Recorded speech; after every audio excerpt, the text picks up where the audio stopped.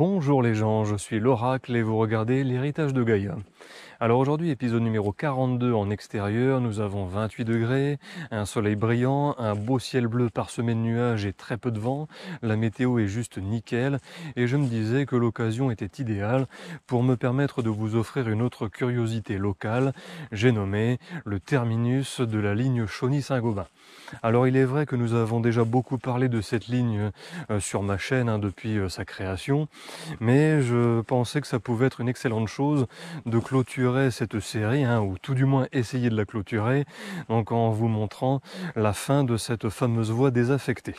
Alors pour trouver l'endroit, c'est très facile, vous allez à Saint-Gobain, 02410, plus précisément dans la forêt domaniale, vous faites comme si vous alliez aux carrières Sébourgan, et sur le chemin, au lieu de bifurquer au niveau des cavernes, vous continuez tout droit pour emprunter un chemin très pentu et très abrupt. Donc méfiez-vous parce que la chute est facile à cet endroit-là. Donc vous descendez la pente et tout en bas, perdu dans les ronces et dans la végétation surabondante, eh bien vous allez trouver les restes de la fameuse voie ferrée. Bon bah écoutez, j'espère que ça vous tente parce que c'est le menu d'aujourd'hui. Allons-y.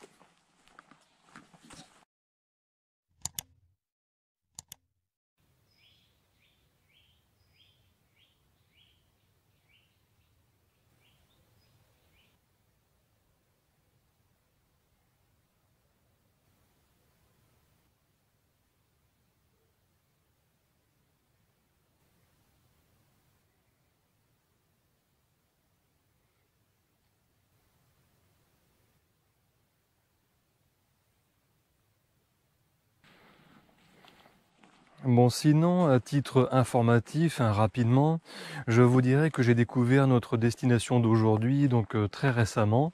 Donc j'étais venu avec un pote aux Carrières Sébourgan, puisque c'est un site que nous affectionnons particulièrement l'un comme l'autre. Et puis finalement, arrivé devant le parvis des Carrières, si je puis m'exprimer ainsi, eh bien on s'est rappelé qu'on connaissait très très bien l'endroit. Du coup, plutôt que d'entrer, nous avons décidé à la dernière minute de faire un petit tour dans les environs, et nous avons découvert donc les restes de la voie désaffectée. Donc ce qui me vaut le plaisir de vous les offrir aujourd'hui.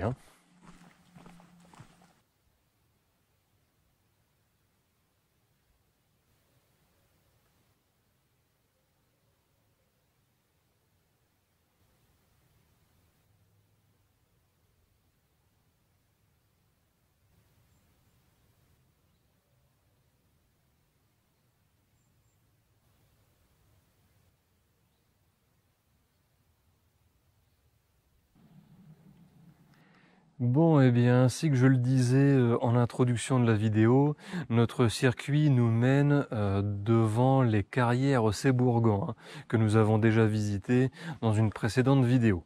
Bon après, on ne va pas y entrer, mais puisqu'on est là, on va quand même profiter de l'extérieur. Ce serait dommage d'être arrivé jusqu'ici et de ne pas s'attarder un instant. Alors je constate que depuis ma dernière visite, la végétation a énormément gagné, c'est beaucoup plus vert, beaucoup plus verdoyant, mais ça n'entame en rien la beauté des lieux. Je trouve que c'est encore plus beau que cet automne. Bon, même si avec les couleurs rouge-orangé, c'était tout aussi agréable, mais je trouve qu'en vert, c'est plus sympa. Et donc la suite de notre parcours nous mène droit devant. Donc là, vous devez voir un tronc d'arbre couché sur le sol. Eh bien, nous allons passer à côté pour gagner la voie désaffectée.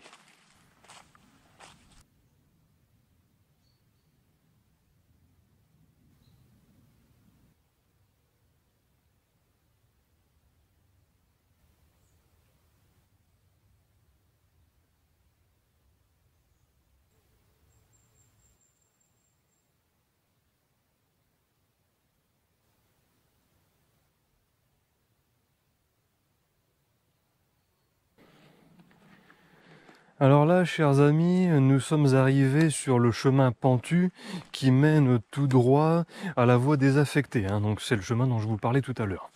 Donc je constate cependant que il est beaucoup moins raide que dans mes souvenirs. Bon, même si ça reste malgré tout très abrupt. Donc si vous venez par vous-même, ce que je vous encourage à faire, eh bien, je vous invite à vous munir d'un bâton fiable pour assurer vos pas, donc comme moi aujourd'hui, et puis aussi de vous déplacer tranquillement. Donc c'est pas une course, hein. Donc allez-y doucement et puis normalement ça se passera bien. Hein, évitez-vous une chute malencontreuse, donc en pleine forêt, loin du parking et de la voiture. N'oubliez pas qu'un chemin qui se fait dans un sens se fait aussi dans un autre, donc autant que ça se passe bien. Et sinon, je vous dirais que nous sommes presque arrivés.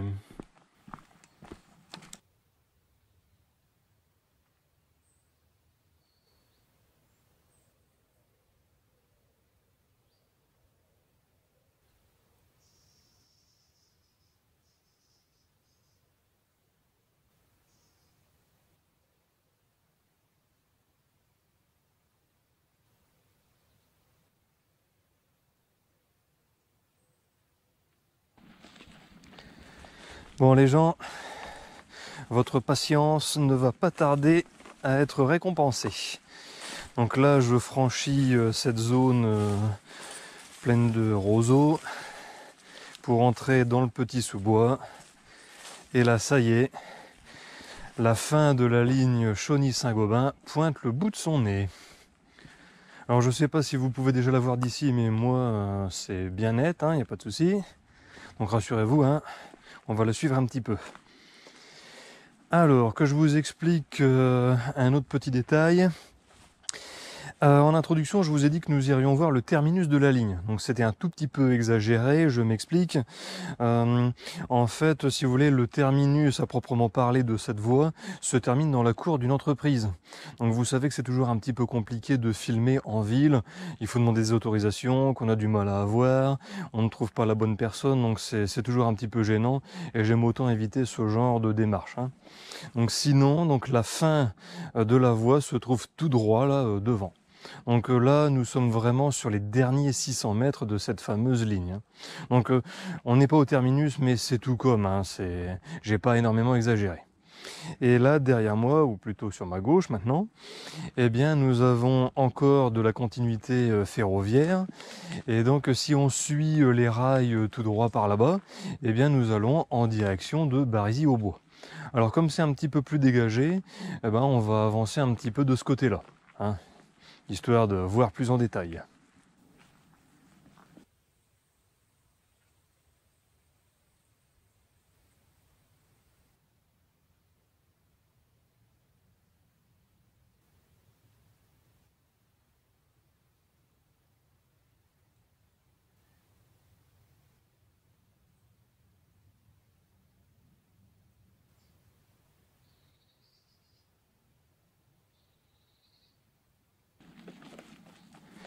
Bon, sinon, d'un point de vue un petit peu plus culturel, je vous dirais que conformément aux informations que j'ai pu glaner de ci de là sur la question, donc cette fameuse ligne de chemin de fer mesurait au total 14 km 354, ce qui est relativement court par rapport à d'autres grands axes comme Chauny-Paris-Nord par exemple. Et donc cette voie partait de Chauny, comme son nom l'indique, elle traversait Autreville, puis Saint-Senis, elle gagnait Pierremandes, ensuite elle arrivait dans la forêt domaniale de Coucy-Basse, à la gare du Rond d'Orléans, et à ce moment-là, donc elle bifurquait vers Barézy-au-Bois pour mieux terminer sa course, donc là où nous sommes maintenant, c'est-à-dire à Saint-Gobain. Donc simple mais efficace.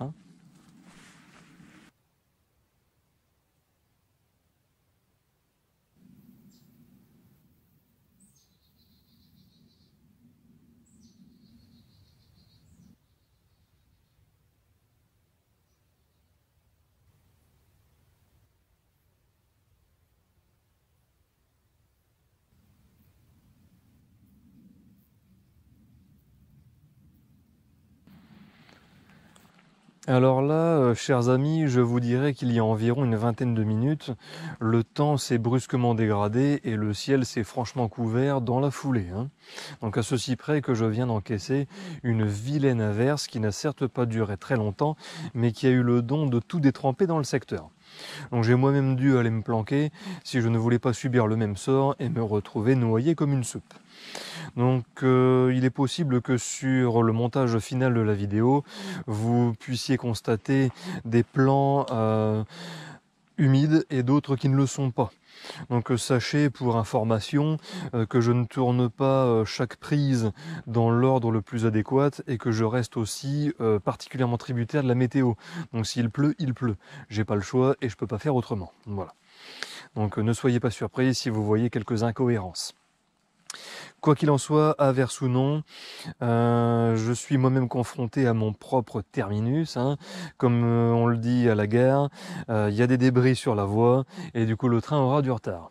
Alors heureusement, je ne suis pas un train, mais c'est le signal qu'il est temps pour moi de faire demi-tour. Donc ce que je vais faire de ce pas sans trop me presser.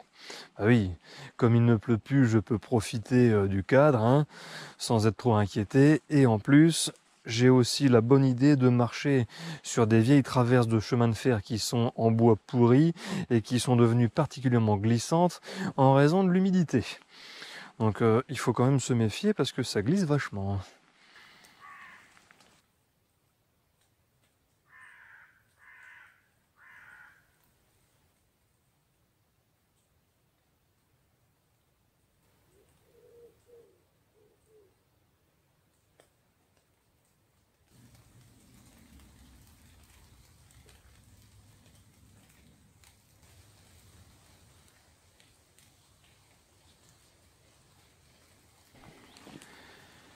Et je viens de me rendre compte d'un détail plutôt comique. En fait, pour réaliser cette vidéo, j'ai dû descendre tout en bas d'un ravin qui répond au nom du Saut du Boiteux. Alors c'est un gouffre qui est quand même vachement profond, hein. Le truc c'est que pour retourner chez moi, il faut que je sorte de cet endroit. Alors ça veut dire que là, entre moi et ma voiture, il y a entre 15 et 20 minutes de marche qui ne vont se faire uniquement sur de la pente abrupte, hein. Donc ça s'annonce plutôt cocasse, hein. Bon après, je dis ça sans trop me plaindre, hein, je relativise quand même, puisque personne ne m'a forcé à venir jusqu'ici. On est randonneur ou on ne l'est pas, et puis dans la vie, il faut quand même savoir ce qu'on veut, hein. Donc c'est un choix. Mais bon, ce serait quand même sympa si la prochaine fois, il n'y ait pas de gouffre à remonter. Hein, je dis ça, je dis rien, hein. C'est juste une histoire de confort après tout.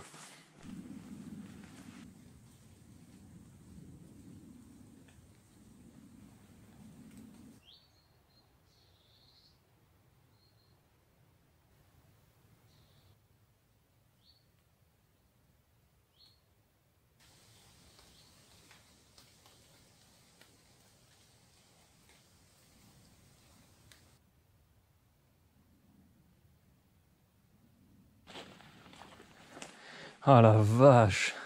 Le pire dans l'histoire, c'est que tout en haut là-bas, il n'y a rien d'autre que les carrières Sébourgand, donc c'est même pas le parking, hein. On ne sera qu'à mi-chemin. Non, non, c'est pas du tout décourageant, hein. Ne t'inquiète pas, mon Kevin, ça va bien se passer. Ça va bien se passer, ne t'inquiète pas. Oui, oh, je voudrais vous y voir, hein. On se motive comme on peut.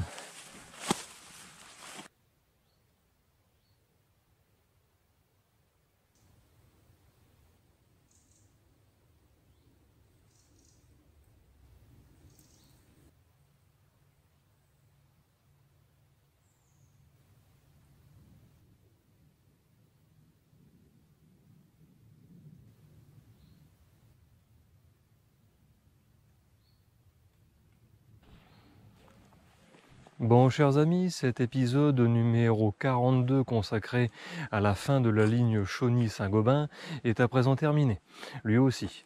Donc j'espère qu'il vous a plu parce que moi, à force de côtoyer cette ligne, je commence à bien la connaître. Et surtout que ça m'évoque de plus en plus de souvenirs, hein, puisque, rappelez-vous, j'avais vu le tout dernier train qui avait emprunté cette voie. Donc le cœur y est, l'émotion est là. Franchement, je suis content d'être venu. Bon, ceci étant dit, vous connaissez les deals habituels. Si vous n'êtes pas encore abonné à la chaîne, je vous invite à franchir le pas, hein. Abonnez-vous, cliquez sur le bouton s'abonner, activez la cloche pour être informé des dernières nouveautés.